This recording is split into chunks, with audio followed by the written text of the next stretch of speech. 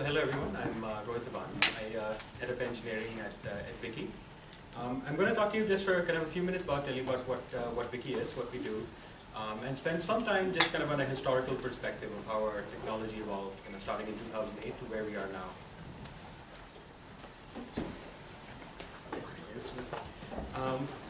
So Viki was founded by three Stanford classmates back in 2008. It was based on kind of a couple of observations they made. The first was that there's great content being produced all over the world, whether it be kind of Hollywood movies, Korean dramas, or Japanese anime. But that content is only accessible in the language in which it was created. So in the case of Hollywood movies, it would be English-speaking countries. In the case of Korean drama, would be Korean-speaking users. At the same time, they also saw that they're very active fan subbing sites where there were fans of the content who were so passionate about the content that they wanted others to enjoy it as well. And they were jumping through all kinds of hoops to subtitle the content, try to make it available. And content owners weren't sure whether to be scared of them or embrace them, but at the very least they knew they couldn't control them, and they would try to shut it down in various ways. So what the founders did, which was kind of clever, was kind of put the two things together. They went and licensed the content for all regions except the homeland. So for example, if you take the example of Korean drama, we license Korean drama, but for countries other than Korea. And then build great tools for these fan subbers to organize, subtitle, segment. And if you actually look at even our communities today, for a single show they could have members from 20 or 25 different countries, and they're all able to organize on Viki around a show that they all love, and make it accessible to everyone. And the third one really was for the users. So I mean, users clearly like it. I mean, the site's been growing and growing and growing for the last 5 years. We now, I guess you can see some of the stats up on the board there. We have about 17,000 hours of licensed high-quality primetime content from over 50 countries. More than 1 billion videos viewed each year, more than 23 million monthly users, more than 400 million words translated by the community so far. And the interesting thing is the community, there are community of fans, they're not compensated, they're doing it out of love. And it sounds kind of counterintuitive, but because they're doing it out of love, our subtitles are of really, really high quality.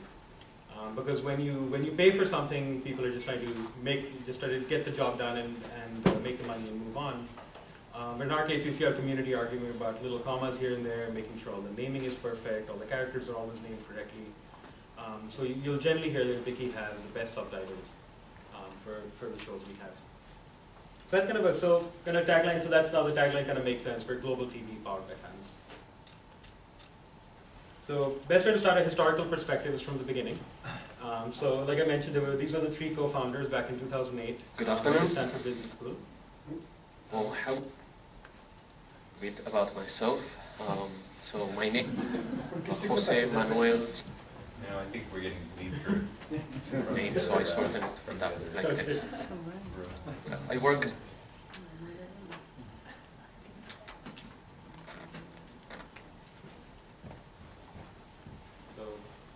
Okay. So like I mentioned, we have there are three co-founders of the company. Razmig, who actually was a senior vice president over at NBC Universal, so very knew the content world very well. There's Chung Song, who's an engineer, and Jiwon Moon, who actually had done a master's degree in kind of collaborative language acquisition. So in some ways, it looks like kind of a dream team to kind of put this together. The site was initially named Viki, and you can kind of see it's kind of awkward, two eyes on both sides, and that's because the company was self-funded, they didn't have a lot of money, and I think the person who owned the rights to Viki.com wanted $5,000 or $10,000, certainly they didn't want to spend the money. So like I said, it was self-funded, typical Silicon Valley story. They put their kind of life-saving credit cards and funded it. The first engineering team was in Korea, which is where two of the co-founders were from. And so it was completely bootstrapped. So they had just a few engineers. Most of them were hired to build the initial initial subbing tools for segmenting and subbing. But then they were also kind of thrown into double duty to build a website as well. We couldn't afford to hire kind of more specialized talent. So the same Flash engineers went and learned PHP, learned some MySQL, and put a site together. So as you can imagine, there were some practices which you look at and say, okay, these are not things that, that one should do, but there was a lot of business logic in stored procedures. There was no caching of any kind, a very heavy feature set. We're trying to prove a business model at the time, so a lot of features being thrown at the product to see what works and what doesn't. And kind of as a result, the website was slow and buggy. On the other hand, users did seem to love it. I mean, the site was growing very fast. There are some titles like Playful Kiss that were very, very popular in Viki, and the site grew really quickly, even though it was buggy. So to the extent that during peak hours, the site would crash. So they started allowing the site only to be accessed during peak hours by users who had made donations, which was the only way Viki monetized at that point. So what we did manage to kind of over this couple of years is prove that this is a viable business model. And in 2010, Viki moved to Singapore and was able to raise a reasonable Series A. At this point, I guess the management team recognized that we didn't have the talent in-house that knew how to scale a website. So actually quickly brought on Pivotal Labs, which is a well-known consulting firm, and they helped essentially kind of rebuild Viki. So in fact, migrated the data over, rebuilt the site completely in Ruby on Rails against Postgres. And at the same time, they were training kind of new hires that were coming on board. There's finally some caching that was implemented. It was using Varnish, which actually came from the Heroku kind of Bamboo stack, as well as Memcache. Later towards kind of in late 2011 is when kind of the mobile apps were built. And in order to support these mobile apps, there was an API kind of put together on the same site.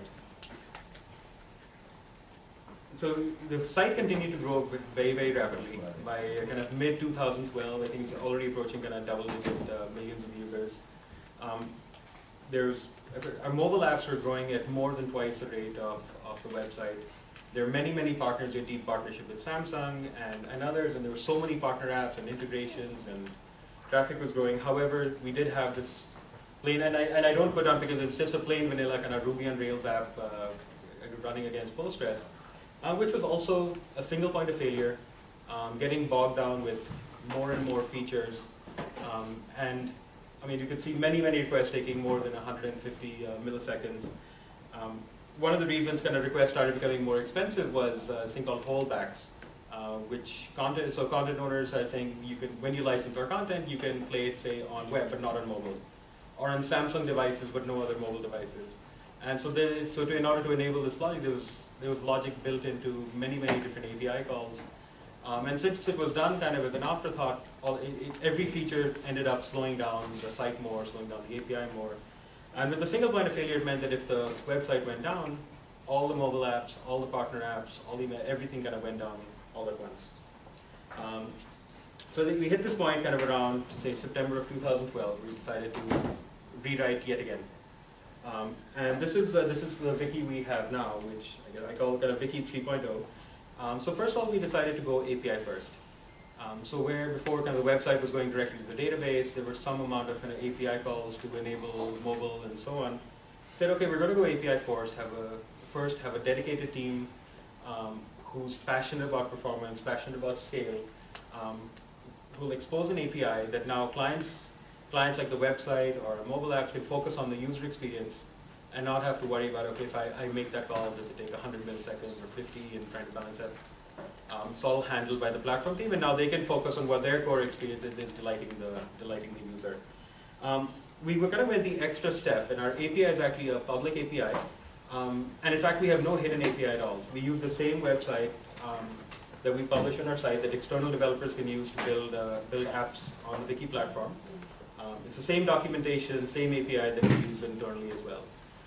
And so what this forces us to do also is have the API be at a very high level of quality. Whereas in the previous iteration, it was a little bit of a stepchild because if API had problems, it affected a subset of our users, but not everyone. We also kind of try to solve kind of the single point of failure by going to multiple points of presence. And I'll talk more about this in another slide. High performance, kind of, we had a goal kind of upfront that most API calls should return in less than 25 milliseconds. We also recognized that most of our site was read heavy. Vast majority of what was happening on Viki was users coming to watch video. And so we decided to kind of use that to our advantage. Okay, if we were to read optimize the site and make sure that scales and doesn't fail, then we're far more resilient and can serve our customers better. So we settled on an eventually consistent architecture. So what eventually consistent means is that if so I'll be talking about kind of the multiple kind of points of presence, but if say there's a write due to some user action, not all users will see that update right away. And there could be some lag. Eventually everyone will see it, but to begin with, everyone may not. And so what this does is it kind of greatly kind of simplifies, for example, like if you can see kind of the public API comes into one of the POPs. A POP may talk back to central, make the update itself locally, and then that change just gets thrown on a queue that other POPs can pick up to eventually catch up. And say if another POP was completely down at the time, what would happen is updates would simply continue to queue, and when the POP's back up, it consumes the queue and it's ready to start servicing customers again. So each point of presence, I mean, it has essentially all the data it stores there's nothing persistent there. It's all cache data. We can destroy and rebuild a POP in 30 minutes. None of the data here needs to be saved or backed up. We would just rebuild it in the case of failure. So with multiple POPs, what this also let us do, we had a more and more global audience now.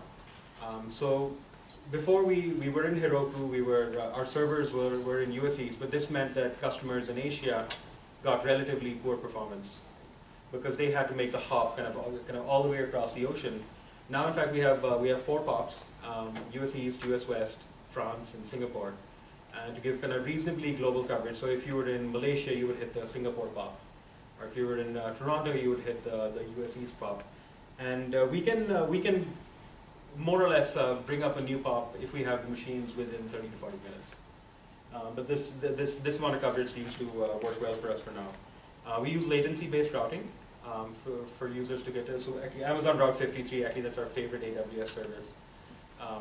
And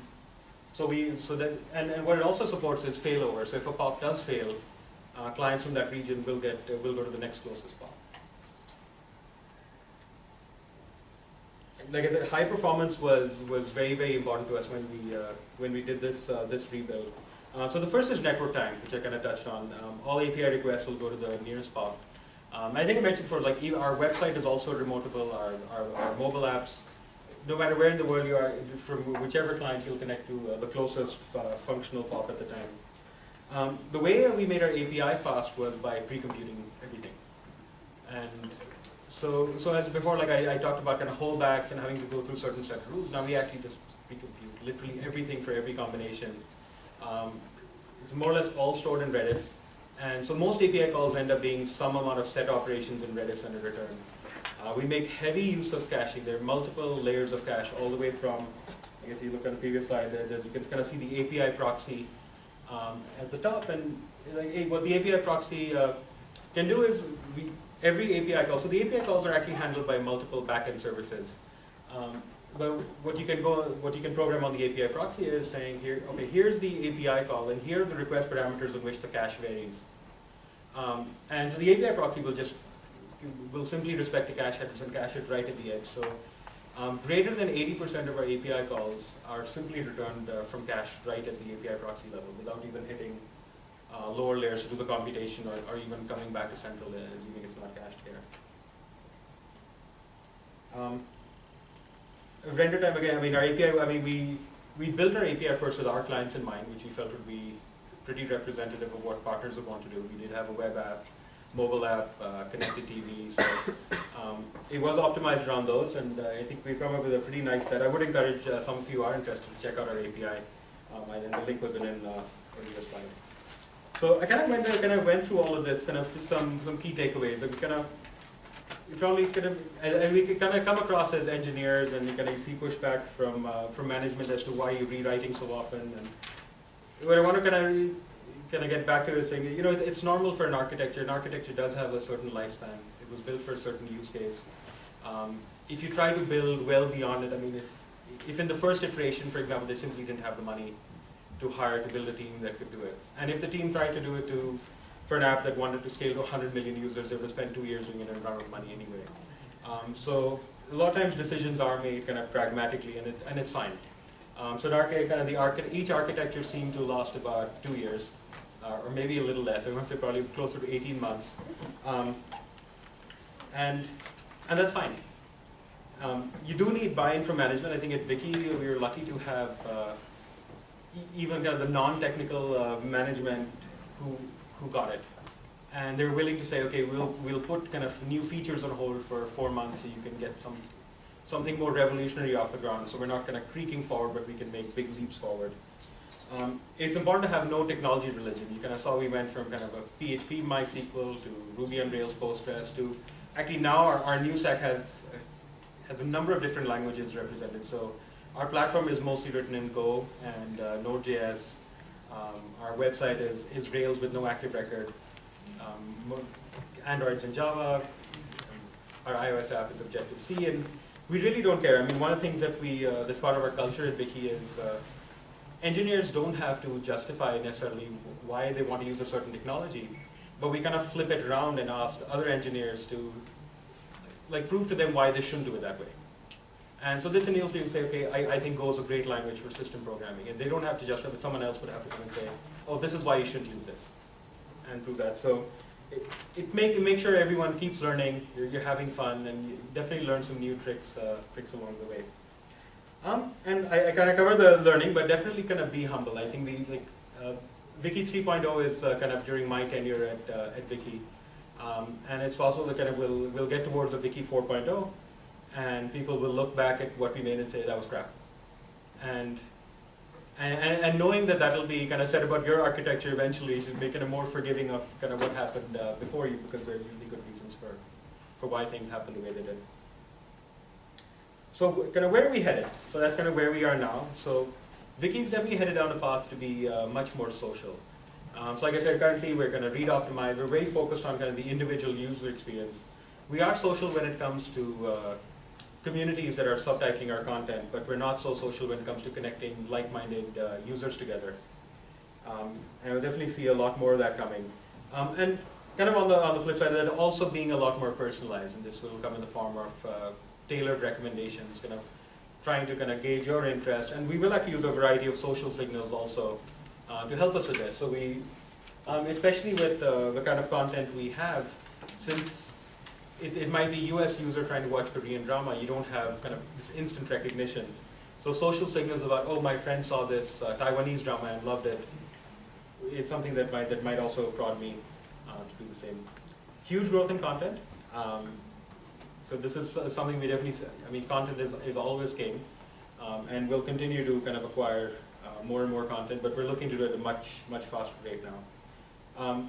Our target right now, our next target is 100 million users. So we're currently 23 million and growing. We want to get to 100 million users quickly, and a lot of our decision making is tailored around getting there. Of course, support for more devices and partners. And now being part of the Rakuten family, of course, we want to kind of work with others, kind of learn from others at Rakuten, and hopefully we have some things to contribute as well. Probably see us kind of working with ID and super points and search, and there's a lot of cool technology that's already been developed here. So here's some of the technical challenges coming forward. Like we were talking about kind of a Viki 4.0 being a big change. So in Viki 3.0, we said we pre-compute everything. And the reason we could pre-compute everything is that all of it fits in memory right now. But the moment we say we 10x the amount of content we have, or try to do like user news feeds, we're very quickly, I'd say probably within the next year or so, going to no longer be able to fit this data set in memory. And this is actually going to require a fairly substantial rewrite of a part of our stack. So again, I think our Viki 3.0 will last another 18 months at least.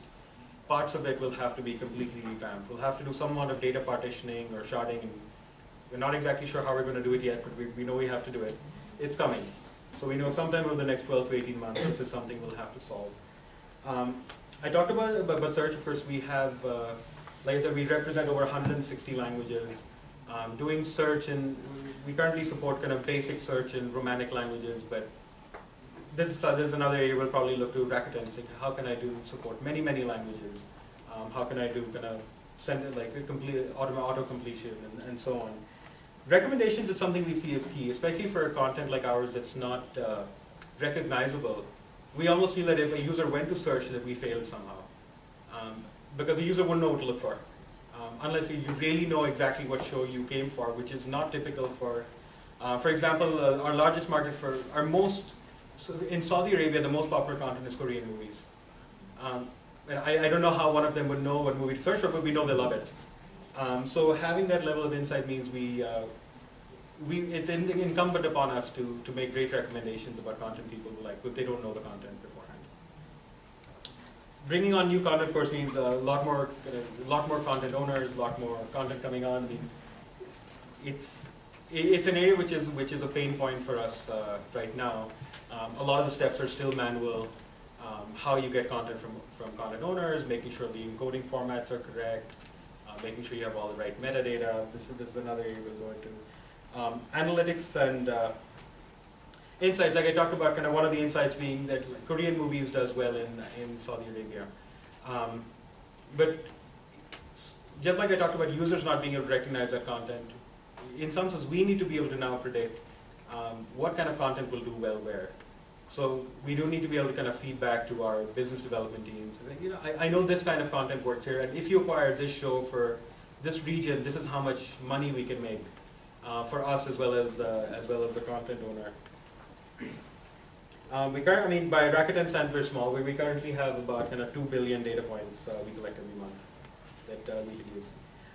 Monitoring and troubleshooting, as you can see, our system's getting more and more kind of loosely coupled, and trying to kind of track problems, pinpoint where a failure happens. Like although we do a lot of work to try to prevent failure, but when they do happen, it is more challenging than we'd like it to be to find out what part of the system failed, because they're all loosely coupled. So that's an area we're going to be looking into as well.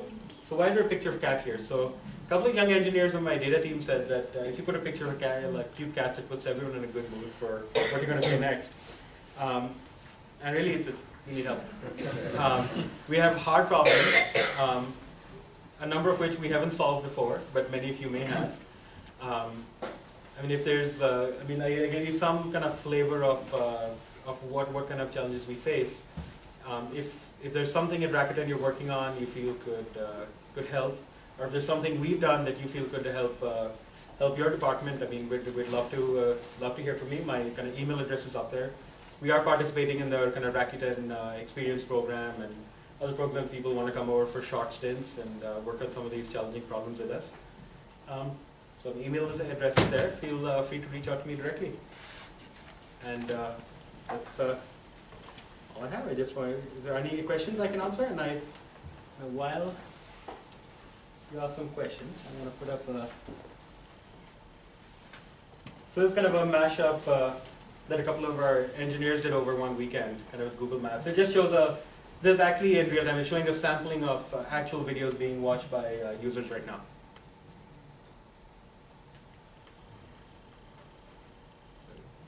Any questions? I have a couple of questions. So I'm just curious, and I'm not too sure if you were the person in charge of this, but what was the reason to move from MySQL to Postgres? Because Pivotal was more comfortable with it. Okay. This is kind of the honest answer. They felt it was superior. They had put the kind of responsibility for that in their hands. And so they said Postgres is better, and we're more comfortable with it, so they're just running with it. Gentlemen, thank you for coming. I'm originally from Kobo, and so we've gone through a lot of the growing pains. Actually, our Android app supports Kobo now. Yes. We actually launched, I think, a week or so ago. There will be a lot of more synergies Yes. with a lot of companies in the near future. But so data sharding is also a problem that we're dealing with. I'm sure a lot of companies that grow so quickly run into this problem. But just on your point of how one of the things that Kobo does really well is Release engineering. Okay. So platform agnostic and architecture agnostic. So that's, I don't know if maybe that's a conversation you should have with the VP of Operations, because they do a really amazing job with monitoring as well. We'd love to. Actually, let's connect after the talk and I'll exchange. Yeah, thank you.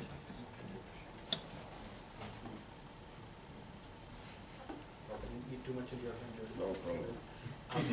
Any other questions I can answer? I mean, I'll also be available after the talk. I mean, in case there are any questions, and we can discuss anything in more detail.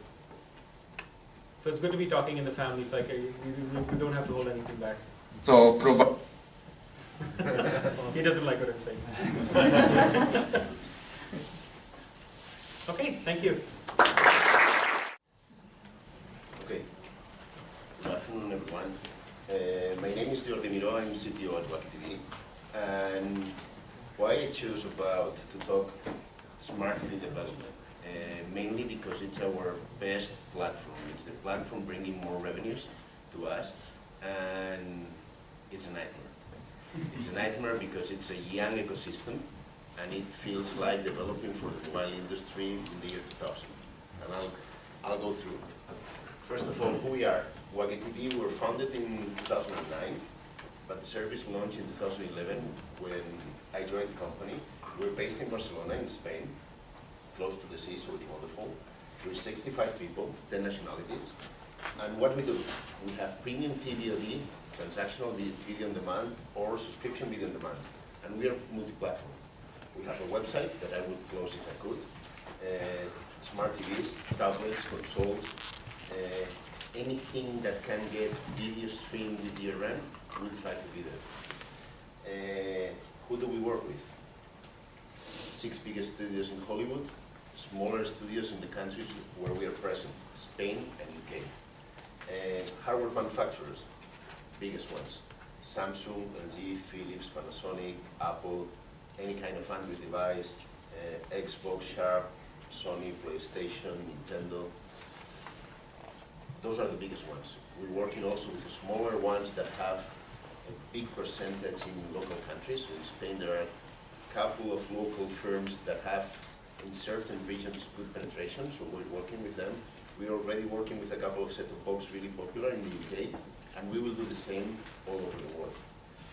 We will launch our application in PS4 and Xbox One next month. We have been the first application to be certified for video on demand in Europe in PS4. We got the news yesterday, so it's been a huge success. We have less users than Viki. We have 900,000 users, and we have 10,000 titles, which is a lot. Considering that Netflix has 20,000 in the US, having 10,000 has been a nightmare, and we could not have done it without the Rakuten help. We had no money to do it. We were acquired by Rakuten last year, and that has helped us go into Europe and other places. Here we are, we're a small team. That picture was taken the day after the acquisition. We were 30 people, we're 65 a year later. And where we will go the next couple of years, for sure Europe. We are in the UK and Spain, and we will do France, Germany, Italy, and maybe something more next year. Let's get into the Smart TVs. This is our UI for Smart TVs. We try to have the same UI in every single Smart TV. That's a Samsung, LG, Panasonic, Samsung, Sony. So unfortunately, I get to recognize TVs just by the frame, so it's not that funny. So what's particular about developing Smart TVs? It should be like developing any kind of app, web app, and it seems like it has HTML, JavaScript, CSS. We get the player normally from the SDK of the manufacturer that supports DRM. And why we support DRM? It's not because we like it, it's a nightmare. I would love not to have DRM, and I think that DRM will disappear in 5 to 10 years. It's a matter like in music, that someone breaks the rule and says, I don't want DRM on my devices, and it will happen. Unfortunately, Hollywood studios don't see it the same way. So we have to apply different DRMs to different platforms. So our encoding and DRM process takes long, because we have to get the files, encode it, then put it into different DRMs. We use Adobe for the web, we use wideband for TVs and tablets, we use Play Ready for gaming consoles, and one of the things we'll do next year is consolidate them all into one single DRM. We have to do the mapping of the keyboard try to use an application with a keyboard like this, doesn't work. I'm sure that's one of the things TVs will change. Now you see pointers and other things. I don't know why my kids, they are 5 and 4, they want to touch it. So I don't know how it will be. Second screen, using a tablet or a mobile to control it, I don't like it. So I think that something will appear that will drastically change the way we interact with our TV. And then, as Viki, we have an API. Everything is an API. It's API and it's the web. So all the applications go through an API. So you see that, and it's not that difficult. It is. Unfortunately, it is. Why? There are no standards. So you develop for web, you know what are the standards. You go on Android, there's a very clear SDK of what you can and you cannot do. You go to iOS, same thing. On TVs, each manufacturer has its own SDK. Operating systems, but they are buying operating systems. Samsung has bought this company in the US. I remember it's that they have a set-top box it's like a cube. No, it's I will remember later. LG has bought WebOS, the OS that had been bought by Palm, HP, and so they recognize they don't know anything about operating systems. They know how to produce hardware, sell hardware. They are not software manufacturers. They don't have in mind that you are creating software needs maintenance, and that they will have to maintain not the hardware, the software inside. Any of your smartphones, it's more powerful than a TV. So you see this big screen, but the chip, compared to the chip that we carry on an iPhone or a nice Android, it's really bad. Too many is the case. So Samsung has its own, LG has its own, LG, Panasonic, Philips, Sharp have gathered together to create the Open Smart TV Alliance. They have been talking about it for the last 3 years. I have not seen yet a TV with that really in place. Sony and PS3, they don't even use the same platform. Unfortunately, Sony is not doing that well. The Wii U operating system, it's a joke. It doesn't even support DRM. So they want us there, but they don't support DRM. So now they are working with a company to get DRM inside, but they think they will get it next summer. So you have a device, they want video presence, but you cannot have it because of lack of DRM. Android TVs, all of these manufacturers have an Android TV. They don't want what happened on the mobile industry, that is, that they will have to adopt Android because they had no good operating systems, but they will. I'm pretty sure that in a few years we will see Samsung remaining, Android, and for sure Apple will have TV. Studios, nightmare. They want different things on different devices with different technologies, with different protections. So it's difficult to come up with one solution. So how we approach this problem? In the beginning, or until now, we have one application for each manufacturer.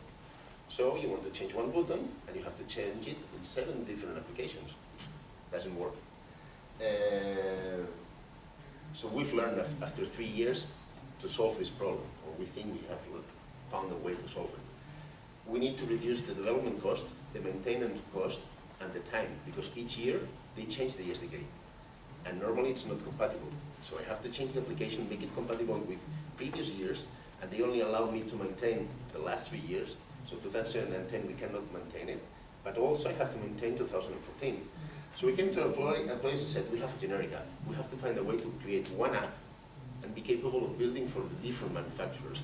Having in our head that there's a part we know, that's the code we have, there's a part that depends on the manufacturer, the player, the remote control, how we can handle sessions and cookies, and all the dependencies. Since they don't support the same technologies, how do we put this in a mixer, and we came up with a solution. So what have we done? So after experimenting with quite a few libraries that you most know, we're using these ones. So we want a model view controller application, normal.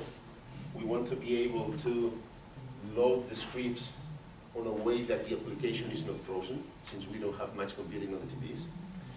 jQuery to handle all the Ajax integration. We want to be able to have a structure and events on our apps. That's why we use Marionette. And we want to be able to run tasks and create builds with a single code. And it's possible. This is our LG application. It's been certified right now for the UK version, and it's using this set of technologies. We have tested to create the version for Panasonic, and it works. So as soon as we get the LG certified for the UK, we will replace the Spanish version of LG, and we will replace the UK and the Spanish versions of Panasonic. So it seems that we have found a way. So now we will maintain one app. We will use our building system to generate different apps. So if I need to build, to do a change, put a button, a new flow, I will do it once. I will compile it or build 7, 8 times, as many devices as I need, and I will save money and time. One of the things we lack nowadays, we don't test. So we do manual testing. And manual testing is not the way to go, because you miss things always. So we're trying to automate. And how we're automating it? By using Jasmine to do unit testing, by using Karma for automated for integration testing, and we have to do manual tests. Why? Because there are parts of the SDK, like the player, that we cannot automate. But if we can reduce all the manual testing to the player, that's a big win for us. We had a team of 15 people just doing manual testing. It's been reduced to 2 people on the QA team doing manual testing. And we have put more QA engineers, so we have automated lots of things on our application. We do continuous integration, so we needed that to feed into Jenkins. We deploy with Capistrano all our platforms, so we needed this to work with Capistrano. And we use Code Climate to check the quality of our code. Our platform is written in Ruby, and we use Code Climate to see how good is our code. On 24th of October, 2 days ago, Code Climate on Future of Web Applications in London released an announcement that they support JavaScript projects, and our UI lead was there.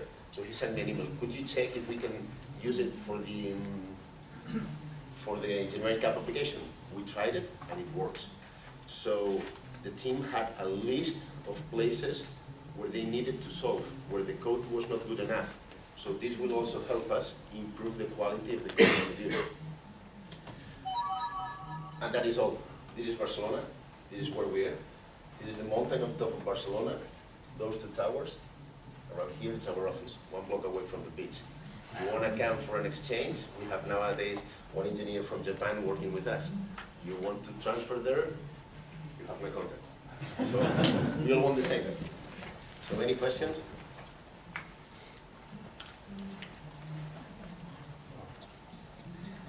Can you explain what the major competitive difference is between Viki TV and Netflix? Yeah, or at least what we think it is. So one of the things that Netflix released this year is that quantity is not the big thing. So they had more movies than anyone. What they have been successful lately is producing good content that then they release to other countries and make money. So what they say is, we want less content, but better content. From the beginning, we are offering transactional, so it's pay-per-view. You rent or buy a movie, like you did in the old video clubs. So our application, when we install it on the TVs, puts video club, because a video club is something everybody knows what it is. And also we have a subscription model like Netflix. You pay, in our case, it's €5, and you get access to a part of our catalog. We don't have 20,000 titles in subscription. We have around 6,000 titles in Spain, subscription. And the idea is we are trying to create a smarter catalog in subscription than all you can eat. So the idea is we have a content team that's trying to curate the content and create an identity. Viki wants to have an identity. We don't know which one yet, but it's like if you go to HBO, you know which kind of titles you will find. If you go to AXN, you know the kind of titles that are broadcasted there. So the idea is we want to have a subscription with an identity, and we're building it. And maybe the identity is not the same worldwide, because what we're seeing in the US, and in the UK and Spain, is totally different, the content the users are asking us for. So what we're trying to find is, can we build something common with particularities in each country? And The idea is you have in transactionals all the new releases. So after 3 months being on the cinema, we have them, all of them. Well, in Spain it's 100%, in the UK it's 95% of the new releases. And in subscription, something different. So you get into Viki and you can either rent or buy or subscribe. And you go to Netflix, it's only subscription. If you go to Amazon in several countries, it's only subscription. Why? It's easier to communicate. One thing they're trying to explain to business models. And we think there's a room enough to say, I'm one-stop shop. You can get both models in one place. Using testing for it. So thank you very much.